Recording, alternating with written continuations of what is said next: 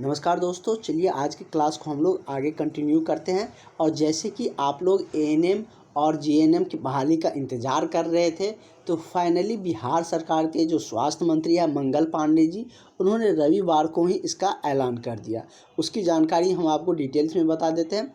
और आज के क्लास में जो भी क्वेश्चन आपका रह गया है मिडवाइफरी का, जैसे कि इस जो नोट्स से हमने लगभग 40 इम्पोर्टेंट क्वेश्चन कर चुके हैं। तो ऐलान क्या किया गया है स्वास्थ्य मंत्री की तरफ से, तो टोटल 48,000 जो बहाली देने जा रही है, उसमें 48,000 में 12,000 आपका 48,000 में 12,000 नर्स की बहाली है। और ये करने क्या जा रहा है, तो प्रत्येक प्रखंड में एक टीकाकरण स्वास्थ्य केंद्र खोलने जा रहा है। इसके लिए आप सबकी रिक्वायरमेंट होंगे, तो जल्द ही आप लोगों की बहुत जल्द बहाली आने वाले हैं। इसके लिए आप लोग एग्ज़ाम में पूरी तरीके से अब लग जाइए, नहीं तो आपको एग्ज़ाम में कोई और लेके चल जाएगा एग्ज़ाम में एक सीट, और आप इंतज़ार करते रह जाइएगा फिर अगले पंचवर्षीय इलेक्शन का, क्योंकि अभी इलेक्शन का समय है, बहुत ज़्यादा बहाली देंगे। तो अभी आप लोग अपनी तैयारी में अच्छे से लग जाइए। जो भी क्लास नहीं ज्वाइन किए हैं वो सारे कैंडिडेट इस नंबर पर 70 50 87 29 96 इस नंबर पर कॉल करके व्हाट्सअप करके क्लास में जुड़ जाइए। अभी भी आपके पास समय है तैयारी का। हम पूरी तरीके से आपको सारे टॉपिक का अच्छे से तैयारी करवाएंगे, जिससे कि आपके एग्ज़ाम में एक भी क्वेश्चन नहीं छूटे। आज का जो नोट्स होंगे, जो क्लास ज्वाइन किया है उसको मिल जाएगा ग्रुप में, जो आप लोगों का ग्रुप चल रहे हैं। तो जो नहीं ज्वाइन किया है वो इस नंबर पर 70 50 87 29 96 इस नंबर पर कॉल करके व्हाट्सअप करके क्लास ज़रूर ज्वाइन कर लीजिएगा। तो चलिए आज के आगे की क्लास हम लोग कंटिन्यू रखते हैं। हम लोग लगभग 40 क्वेश्चन इसका कर चुके हैं, तो उससे आगे का हम लोगों का आज का क्वेश्चन होगा। ये सब क्वेश्चन हम लोग देख लिए हैं, आप लोग रिवाइज करते चलिएगा। तो हम चलते हैं, अगला क्वेश्चन मेरा कहाँ है। 40 यहाँ तक हो गया था फॉस्फेरस सल्फेट को लेकर, ये यहाँ पे हमने स्टॉप किए हुए थे। तो क्या कह रहा है इसके बारे में हम लोग जानते हैं। कह रहा है कि प्राथमिक स्पर्मेटोसाइट में गुणसूत्र की संख्या कितने होते हैं। गुणसूत्र क्या होता है ये हमने आपको कल बताए भी थे, आज भी हम आपको बता देते हैं। कहीं पर गुणसूत्र लिखा रहेगा, कहीं पर क्रोमोजोम लिखा रहेगा। मतलब कि क्रोमोजोम यदि लिखा है क्रोमोजोम, तो इसको इंग्लिश नाम है क्रोमोजोम। जैसे कि इससे पहले हम लोग क्वेश्चन में क्रोमोजोम देखते थे, इसका हिंदी नाम क्या है, गुणसूत्र। जैसे कि पिछला क्वेश्चन पे हम लोग चलते, इसी से रिलेटेड क्वेश्चन था, तो वहाँ पर क्रोमोजोम दिया गया था। यहाँ पर देखिए क्रोमोजोम दिया गया है, और नेक्स्ट क्वेश्चन में क्या दिया गया है, तो आपका गुणसूत्र दिया गया है। तो इस पर कन्फ्यूज मत करिएगा, मतलब कि एग्जामिनर किसी तरीके से दे सकता है। उसको क्रोमोजोम भी कहा जाता है, एक ही है, क्रोमोजोम इंग्लिश नेम है, उसको हिंदी में गुणसूत्र कहते हैं। तो इसके बारे में हम डिटेल्स में आपको बताए भी थे कि गुणसूत्र के अंदर क्या होता है, तो डीएनए पाए जाते हैं। क्या पाए जाते हैं, डीएनए पाए जाते हैं। इसके अंदर जीन पाया जाता है, और जीन से ही क्या होता है, मतलब कि डीएनए का लीजिए, जीन का लीजिए, या गुणसूत्र के कारण ही क्या होता है कि बच्चों में उसके माता पिता का गुण आते हैं। जीन के कारण ही जो भी बच्चा में जो लक्षण आते हैं माता पिता का, वो बच्चे मतलब कि जीन के कारण ही आते हैं। तो ये हो गया। इसके बाद हम बात कर लेते हैं कि मेल और फीमेल के गुणसूत्र के बारे में। इसको हम कल चर्चा भी किए थे, आज अगला और भी डिटेल्स देखेंगे। स्पर्मेटोसाइट का भी नोट्स आपका तैयार है, वो भी हम आपको बताएंगे। मेल फीमेल, मेल और फीमेल के मतलब कि बॉडी के मतलब इसमें कितना क्रोमोजोम पाए जाते हैं, तो मतलब 23 जोड़ा पाए जाते हैं। कितना, तो 23 जोड़ा पाए जाते हैं। इसमें भी 23 जोड़ा होता है, मेल में भी, और फीमेल में भी 23 जोड़ा होता है। इसमें थोड़ा लिखने में दिक्कत होता है, इसलिए राइटिंग अच्छा नहीं जा रहा। 23 जोड़ा मतलब कितना हो गया, जोड़ा में 2 होता है, तो 23 मतलब गुना 2 कर दो तो कितना हो गया, 46। मतलब कि मानव में कितना, तो 23 क्रोमोजोम पाए जाते, 23 जोड़ा क्रोमोजोम, टोटल 46 क्रोमोजोम पाए जाते हैं। जिसमें कि इसका जो काउंट रहता है ऐसे रहता है, मेल में 44 प्लस XY के फॉर्म में रहता है, इसका 44 प्लस XX के फॉर्म में रहता है। मतलब कि फीमेल बॉडी में XX क्रोमोजोम और मेल में XY क्रोमोजोम। यही Y क्रोमोजोम फीमेल से मेल में जाते हैं, मेल से फीमेल में जाते हैं, तो उससे जो आपका बेबी का जो क्या मतलब कि उसका लिंग हो गया वो निर्धारित होते हैं। और इसके बारे में और भी जाने तो और भी जीव जंतुओं में बहुत सारा जो मतलब कि क्रोमोजोम पाए जाते हैं, जिसके बारे में हमने आपको बता दिए थे। सबसे ज़्यादा टेरिडोफाइट्स में पाए जाते हैं, ये हम बहुत बार बताए हैं। जीवाणु में 1 पाया जाता है, कुत्ता में 78 पाए जाते हैं, कबूतर में 80 पाए जाते हैं। इस तरीके से मतलब कि सबका अलग अलग मतलब कि क्रोमोजोम पाए जाते हैं। तो ये हो गया। इसके बाद हम लोगों का मेन है कि प्राथमिक स्पर्मेटोसाइट के गुणसूत्र की संख्या कितनी होती है। ये प्राथमिक स्पर्मेटोसाइट होता क्या है, इसको हम लोग जान लेते हैं। चलिए हम लोग स्पर्मेटोसाइट के बारे में पहले जान लेते हैं, ये होता क्या है। तब उसमें हम लोग देखेंगे कि प्रथम स्पर्मेटोसाइट में कितने क्रोमोजोम होते हैं, गुणसूत्र होते हैं। सेकेंड स्पर्मेटोसाइट में कितने गुणसूत्र होते हैं। पहले ये तो हम जानेंगे कि स्पर्मेटोसाइट होता क्या है, ऐसे ही तो हमें हम बात करेंगे नहीं। तो इसलिए हम आपको कहते हैं कि आप लोग क्लास ज़रूर ज्वाइन करिए। एक एक जो टर्म होंगे सारे आपको डिटेल्स में बताए जाते हैं डेली। इस तरीके से आपको विथ जहाँ पर ज़रूरत होता है फिगर के साथ आपको नोट्स मिल जाते हैं कि कौन सा क्या है। जैसे कि पिछले क्लास में भी हम लोग पूरी डिटेल्स में बहुत सारे क्वेश्चन के बारे में जाने भी थे। तो इसमें कह रहा है स्पर्मेटोसाइट एक कोशिका मतलब सेल को संदर्भित करता है, मतलब इंडिकेट करता है। एक कोशिका या सेल को इंडिकेट करता है जो शुक्राणु कोशिकाओं को जन्म देता है। एक यह कोशिका है। क्या हमारा शरीर क्या कोशिकाओं से बना होता है, सेल से ही बना होता है ना। मतलब कि ये एक कोशिकाओं को संदर्भित करता है और ये क्या करता है तो कोशिका को मतलब कि शुक्राणु कोशिकाओं को जन्म भी देता है। सेल की यदि बात करें तो सेल के बारे में आप लोग बहुत कुछ जानते भी है। सेल का मतलब कि हमारे शरीर जीवधारी जितने भी है उसको संरचनात्मक कह लीजिए या क्रियात्मक कह लीजिए, उसकी इकाई है। उसी से हम लोग का मतलब कि शरीर बना होता है। प्रत्येक जीवधारी का जो शरीर है वो कोशिका का ही बना होता है। सर्वप्रथम इसकी खोज रॉबर्ट हुक ने किए थे कितने में, तो 1665 में सर्वप्रथम रॉबर्ट हुक ने इसकी कोशिका की खोज की थी। लेकिन उस समय वो मृत कोशिका होते थे, तो मृत कोशिका की खोज की थी। मृत कोशिका क्या होता है ये सब भी हम लोग जानेंगे। मृत कोशिका जैसे कि आपका नाखून हो गया, बाल हो गया, ये सब मतलब मृत कोशिका का बना होता है। क्योंकि इन सब में खून का संचार नहीं होता, ब्लड का। आप नाखून काटिएगा तो आपको ऐसा नहीं है कि ब्लड निकलने लगा है। तो ये सब मृत कोशिका का बहुत सारे टाइप्स होते हैं। तो मेन हमको यहाँ पर समझना था स्पर्मेटोसाइट, तो वो समझ गए। एक कोशिका को संदर्भित है जो कि एक शुक्राणु कोशिका को जन्म देती है। चलिए हम लोग समझे कि स्पर्मेटोसाइट होता क्या है। एक तरीके से मतलब कोशिका होता है जो कि फॉर्मेशन जो क्या कोशिका का है, एक नए कोशिका का क्या कहते हैं फॉर्मेशन करते हैं। तो इसमें क्या दिया है कि प्राथमिक स्पर्मेटोसाइट के गुणसूत्र की संख्या कितने होते हैं। तो ये सारा कुछ हम इसमें जान लिए। कौन कौन सा नया टर्म था, स्पर्मेटोसाइट भी जान लिए, गुणसूत्र भी जान लिए। कह प्राथमिक में कितने होते हैं, प्राथमिक स्पर्मेटोसाइट में तो इसमें 44 + XY होते हैं। कितने होते हैं 44 + XY होते हैं। और वही यदि हम सेकेंडरी स्पर्मेटोसाइट मतलब द्वितीय स्पर्मेटोसाइट में कहेंगे तो उसमें क्या हो जाता है, तो उसमें आपका या तो कह लीजिए आप क्या कि 22XY या 22Y कह लीजिए कि ये मतलब कि दोनों मतलब कि हो सकते हैं, मतलब उसका आधा हो जाता है। यही हम लोग इससे पहले जो यहाँ पर स्पर्मेटोसाइट है यहाँ पे ओसाइट था, तो ओसाइट में भी यही देखने को मिला था। ठीक है, इसका करेक्ट आंसर आपका ऑप्शन नंबर डी हो जाएगा। ए एंड बी दोनों सही हो जाएंगे। अगला क्वेश्चन कह रहा है कि गर्भ अवस्था में मानक रोगी निरोधी आयरन अनुरूपण खुराक क्या होता है। तो इसका मतलब कितना खुराक होता है, तो प्रतिदिन लगभग एक बार में 60 मिलीलीटर जो आपका एलिमेंटल आयरन है वो दिए जाते हैं गर्भावस्था के मानक निरोधक आयरन अनुरूप के तहत। उसका जो खुराक है वो कितना है, तो प्रतिदिन एक बार में 60 मिलीग्राम जो 60 मिलीग्राम जो एलिमेंटल होते हैं वो आयरन की मात्रा उसमें दिए जाते हैं एक खुराक में प्रतिदिन।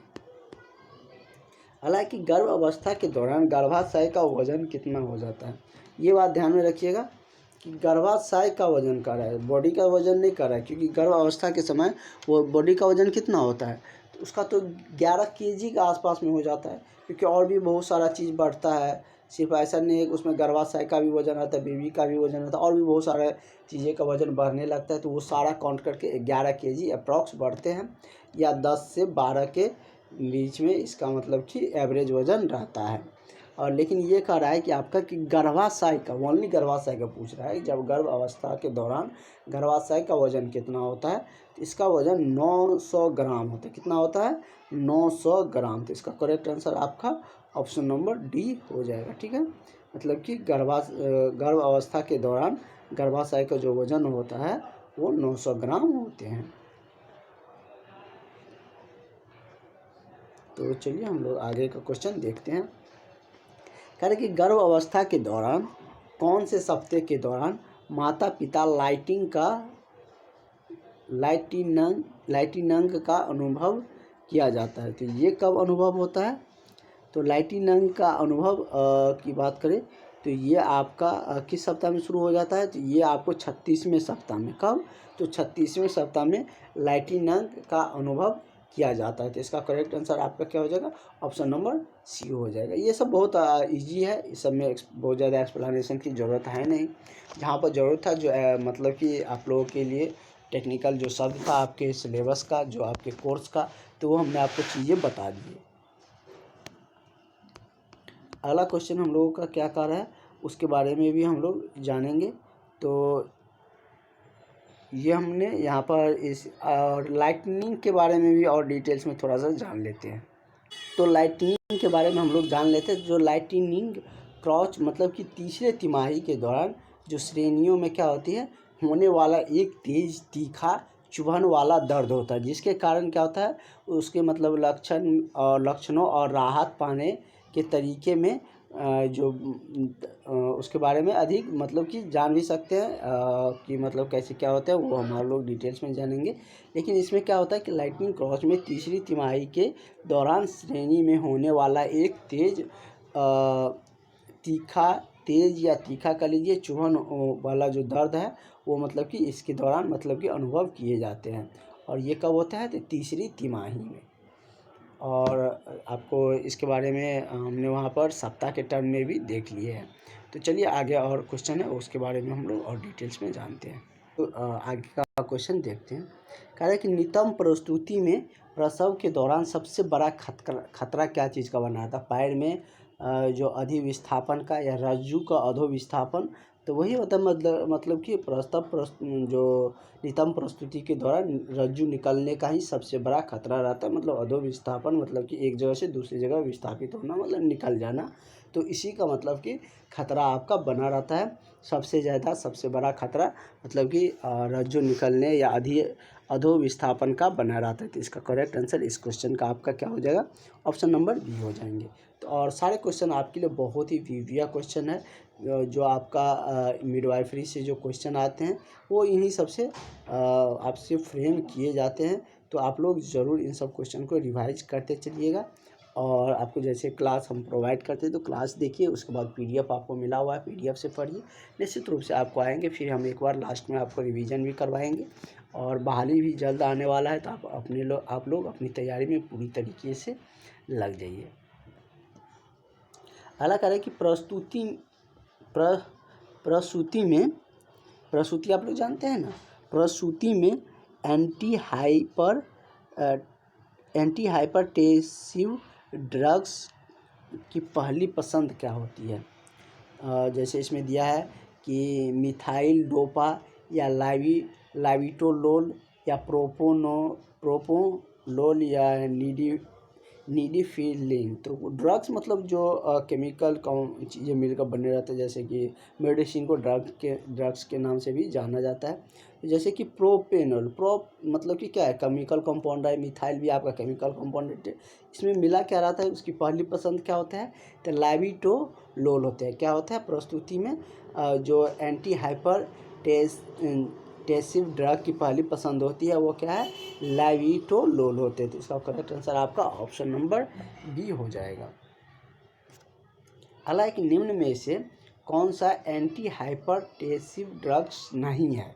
एक में पूछा कि कौन एंटी हाइपरटेंसिव जो ड्रग्स है पहली पसंद होते हैं, और इसमें कह रहा है कि कौन नहीं है। तो उसका कौन नहीं होता? तो मीसोप्रोस्टोल नहीं होते। क्या? मीसोप्रोस्टोल नहीं, इसकी मतलब कि इसका ड्रग नहीं होते हैं।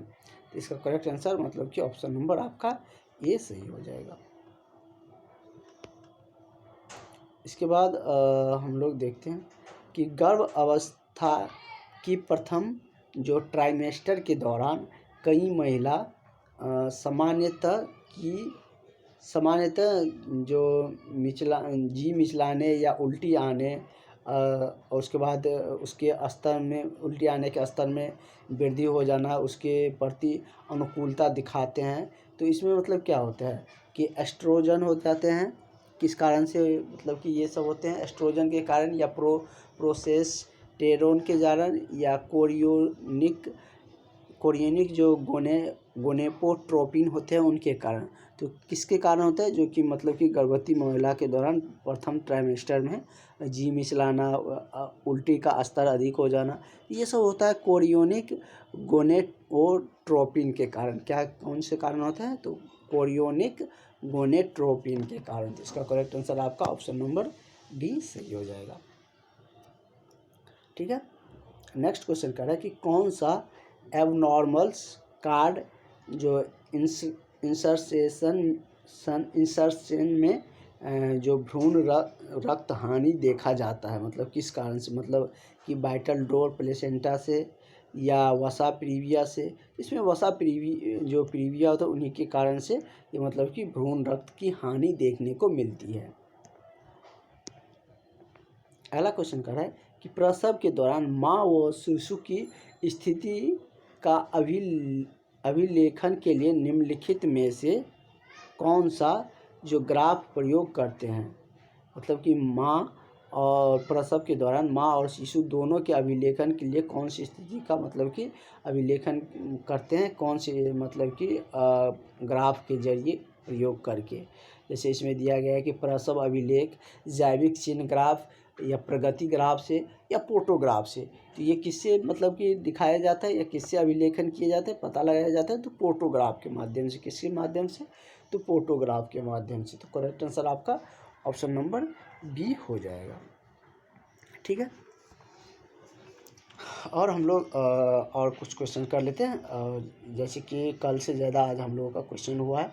कल तो हम लोग थ्योरी ज़्यादा कुछ देखने लगे थे, और आप लोग ज़रूर बताइएगा कि कैसे क्या मतलब कि जो आपकी क्लासेज है उसमें इम्प्रूवमेंट करना है या उसमें और थ्योरी ऐड करना है या इसी तरीके से चलते रहना चाहिए, या और इसमें जो आपके क्वेश्चन है नंबर ऑफ़ क्वेश्चन और अधिक होने चाहिए। तो किस तरीके से आपके आगे के क्लासेज में और इसको मॉडिफाई किया जाए, तो ये आप लोग बताइएगा, तभी हमको पता चलेंगे और उस मतलब कि स्तर पर हम भी उसको वर्क करके ले जाएंगे।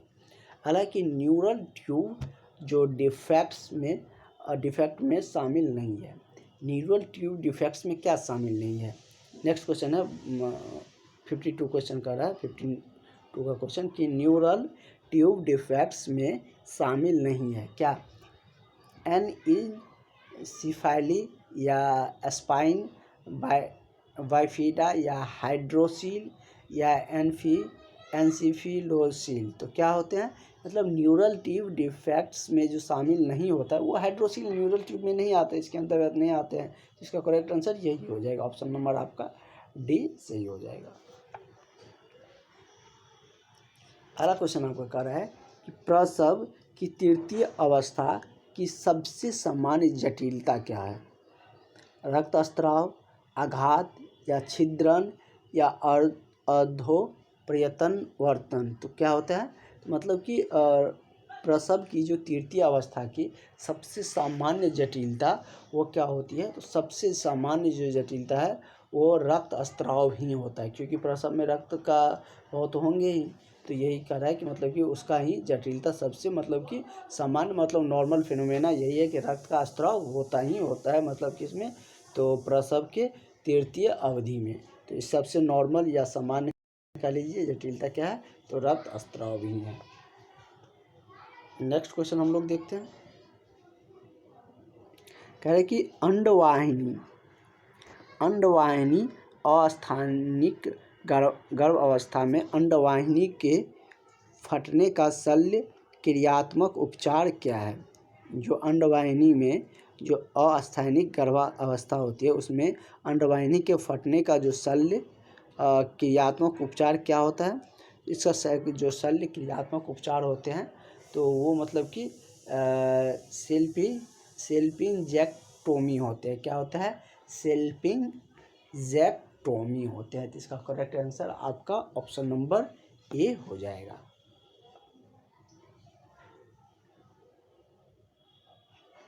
शल्य मतलब आप लोग जानते हैं ना, जो मतलब कि ऑपरेशन करके उस विधि से उसको मतलब कि उपचार किए जाते हैं, तो वो शल्य प्रक्रिया कहलाते हैं। नेक्स्ट क्वेश्चन है, तो हम लोग लगभग 25 क्वेश्चन देख चुके हैं।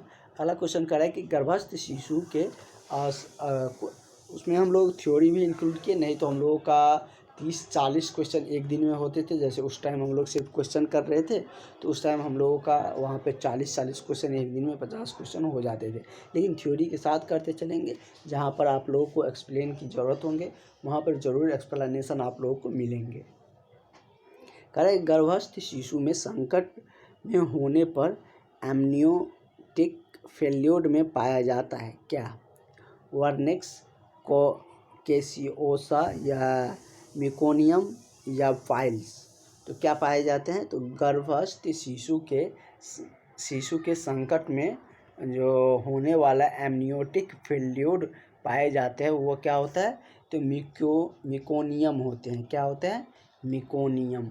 तो इसका करेक्ट आंसर आपका ऑप्शन नंबर बी सही हो जाएगा। तो इस तरीके से हम लोग इतना क्वेश्चन पर आज स्टॉप रखते हैं। कल के क्लास में इससे भी ज़्यादा हम लोग क्वेश्चन करेंगे और उसको डिटेल्स में जानेंगे भी।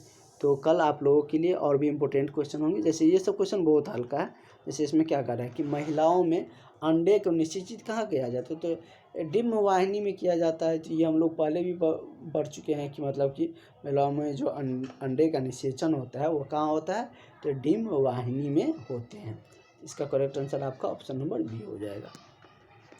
तो हम लोग नेक्स्ट क्लास में इससे आगे का क्वेश्चन देख रहे होंगे, जिसमें कि आप लोग को वहाँ पर भी जहाँ पर ज़रूरत पड़ेंगे एक्सप्लेनेशन की, आपकी थ्योरी की, तो वो वहाँ पर भी मिलेंगे। आप लोगों की जो फॉर्म फिलिंग जो होंगे, एप्लीकेशन जो फॉर्म का अप्लाई होने लगेगा, तो वो हम सारी जानकारियाँ आपको दे देंगे।